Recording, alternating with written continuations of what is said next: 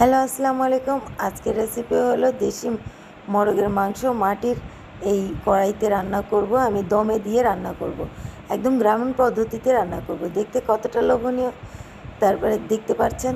তারপর এখানে নিয়েছি আমি মোরগের মাংস, একদম ধুয়ে পরিষ্কার করে নিয়েছি। এটা একদম লেবু আর লবণ দিয়ে কিছুক্ষণ ভিজিয়ে রাখবেন। ভিজিয়ে রেখে দেখেন এভাবে একদম সাদা হয়ে যাবে এর মাংসটা। আমি আলুও দিয়েছি। গ্রামে কিন্তু আলুটা অনেক ইউজ করে, তো এই জন্য আর বাচ্চারা মাংসের আলু খেতে খুব পছন্দ করে।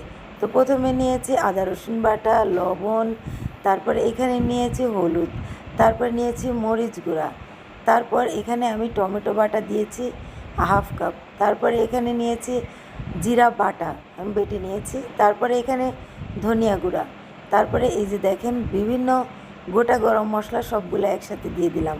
তারপরে এখানে নিয়ে নেব তেজপাতা, আমি তাজা তেজপাতা ইউজ করেছি। তারপরে এগুলো সবগুলিকে একসাথে মাখিয়ে নেব। নতুনরা কিন্তু এই পদ্ধতিটা ইউজ করতে পারেন, দমে আপনি রেখে দিতে পারেন। তারপরে দিয়ে দেবো সরিষার তেল।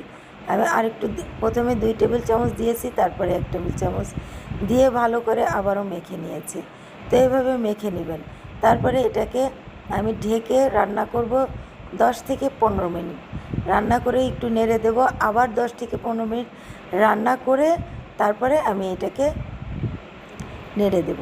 তারপরে এখানে আমার দেখেন আধা ঘন্টা পর আমার এই মুরগির মাংসটা রান্না হয়ে গিয়েছে।